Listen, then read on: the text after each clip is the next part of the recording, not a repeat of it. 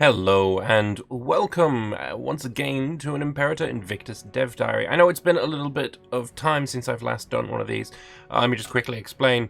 I got very sick for a while. A flu, cold, whatever. We thought it was COVID for a while. Thankfully it wasn't. But I got sick for a while and doing these dev diary videos was kind of impossible. Lasted for like 2 weeks. A little bit more maybe. So yeah, these dev diary videos were quite difficult to do, and I decided it would be better for myself if I just give it a little bit of a chill for a little bit.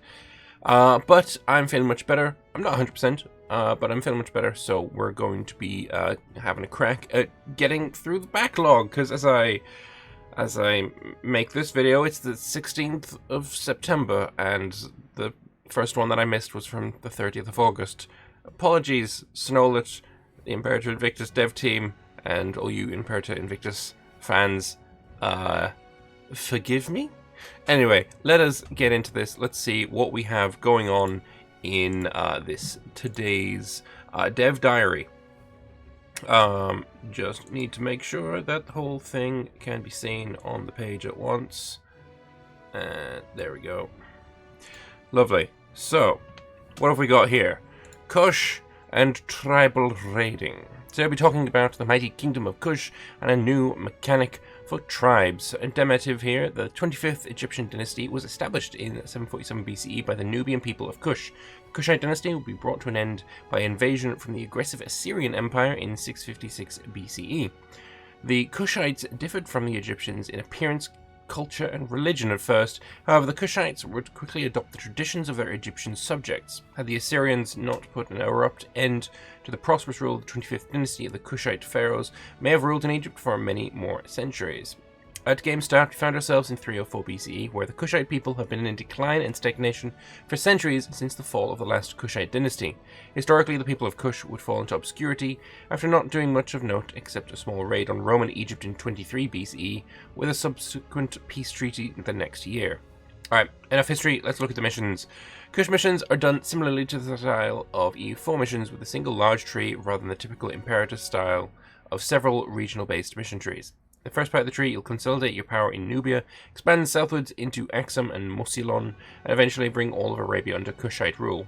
Kush is a very strong power in Imperator. It is surprising that they didn't have a mission tree already, because if you are wanting, for example, to do the... I can't remember what the name of the mission is. Oh, name of the achievement is, but there is an achievement for forming Egypt, and you can't do it as Egypt, of course.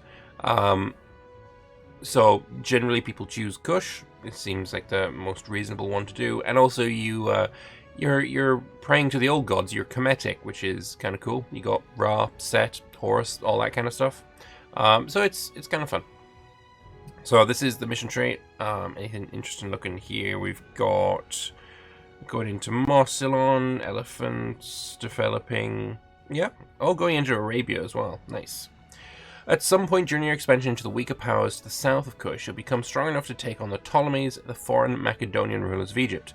Kush must gather the strength of its people and push north into Upper Egypt. After successfully conquering Upper and Lower Egypt, the Kingdom of Kush will found the 32nd dynasty of Egypt. Nice. Upon completion of the task, establish the 32nd dynasty, you'll be presented with a very important choice. Should the Kingdom of Kush stick to its Nubian roots, embrace Egyptian traditions, or mix Kushite ways with the Egyptian traditions? Kind of it's similar to what you get when you play as the Ptolemies, where you can choose to, embrace some Egyptian style stuff, or stick with your own Macedonian, or mix the two. So, yeah, you can read that if you want. Pause the video if you like. I'm not going to read the flavor text. It's kind of fun. I love the flag. No, I'm sold. That flag is fucking amazing. That's one of the cool flags. Hell yeah, I like it. Also, the map color is not bad. Yellow for Egypt. Yeah, I can dig it. Each choice gives you a new, unique coat of arms. If you choose to embrace Egyptian tradition, you get blessed. You get based. You get based if you embrace Egyptian tradition. It's the most base option. Yeah. You get blessed with a beautiful Egyptian yellow map color, and you'll change your primary culture to Bahiric. You can see an example. Lovely stuff. Additionally, with the founding of a new dynasty comes the crowning of a new pharaoh. So you become Pharaoh, get martial zeal, prominence. Oh, if Pharaoh is a trait, all of your rulers get this. That's pretty good. That's not bad at all. Effective ruler omen power is pretty nice. Threshold for civil war, you get fewer civil wars. That's all right. Monthly legitimacy is nice. And then religion happiness in your primary, your primary region is very nice as well. However, being a Kushite pharaoh in the land of the Egyptians can be quite difficult if the people of Egypt feel that the pharaoh has disrespected their sacred traditions. For too long, your mighty pharaoh becomes dishonored in the eyes of the people. That's rule. That's rude. How does one become dishonored? You have to do an Opet festival to become to stay honored, celebrate, or don't need it to follow Egyptian traditions. Imagine this is going to be quite expensive, huh? Each and every pharaoh must complete a series of rituals and traditions in order to ensure his or her legitimacy. The legitimacy of the previous pharaoh means little to the people of Egypt because when a pharaoh dies, he becomes Osiris in the afterlife, while the new pharaoh is deemed to be Horus reborn once his legitimacy has been solidified among the people. Alright, that's really cool. That's really cool. I quite like that. So instead of, if you had 100 legitimacy, then your heir in general would have higher legitimacy, because that is how that is determined. But here that is completely irrelevant, and you're actually looking at how many of these rituals that you do. I like this a lot. That's really, really cool. Upon the conquest of certain areas on the periphery of the Kushite kingdom, you'll be presented with two options. Keep the land and develop it with Kushite infrastructure, or release a Kushite client state. Kushite clients are a unique subject type only available to Kush via their mission tree. So we can release Axum. They are a Kushite client state. What do they do? You can integrate them afterwards. Axum will only export to Kush, which is quite nice. It gives them manpower, national commerce income. That's quite nice. National commerce income is a really good bonus. It looks like they will still take up a Diplo slot, so you can't just spam them. And I guess that makes sense, because if you were to spam these bonuses, this is huge. This is really huge. Also, loyalty of subject states, the more you spam it, the more it'll go down. I would say probably you'd max out at 4 of these. I would probably make 4 of them, because these bonuses are really good. National manpower is amazing. Commerce income is amazing. Yeah, no, that's cool. I like it. A view of the whole mission tree.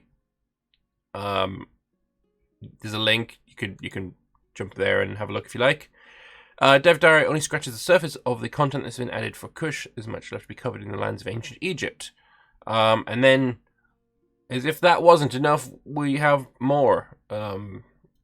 Invictus Dev Diaries tend to be quite long. Is it any wonder that I decided to give my throat a rest during my sickness?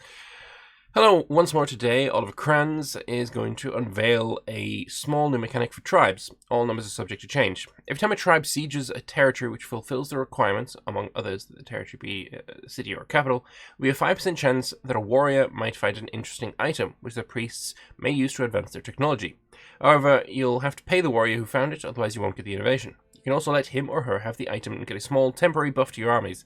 Also, you won't be immediately notified, as processing and cataloguing the loot takes its time. When a territory has been looted, it will receive a 10-year modifier, which reduces its research speed, showing the impact of important papers being lost. During that time, it cannot provide any raider with any further knowledge, as the most recent discoveries have yet to be redocumented again. Furthermore, the requirements will scale with time. The closer you are to the end date, the higher the requirements, since not every backorder has paper on astrology you can copy, and the other realms protect their knowledge better. Here's the event. Lovely, I like it. Gaining an innovation for 25 gold. I like that a lot. That's really cool. It's going to be very, very useful for tribes. I just scroll down so you can see it all. It's going to be very, very useful for tribes. Innovations are the main reason that you want tech. Of course, it's nice to get tech so that you get more morale of armies, but the innovations are just far and away the more impactful thing that you get from technology. So this is really, really good. Really, really good. It'll make things like, oh, Rome's really powerful and I can't beat him, but I could go in and sack the Po Valley. It makes stuff like that way more viable. Like, instead of just conquering, tribally raiding people for a while, it's going to be worth it. It's going to be worth it. And I think definitely you should look into trying to sack as many cities as possible to get this. It needs to be a city or their capital. So, yeah, go for it. Just sack away. But that's it for today's Invictus Dev Diary. Relatively short one, but it's got some good stuff in. Kush, I like it. This Egypt looks beautiful. Can't be complained about. And yeah, looking forward to seeing what people get up to with this gorgeous flag, Egypt, and tribal raiding. Thanks all for watching, and hopefully the next Invictus Dev Diary won't take another half month before it comes out. I'll probably try and get all of the ones that I missed done in relatively short order, so it shouldn't be too long. Thanks all for watching, and I'll see you next time. Bye-bye.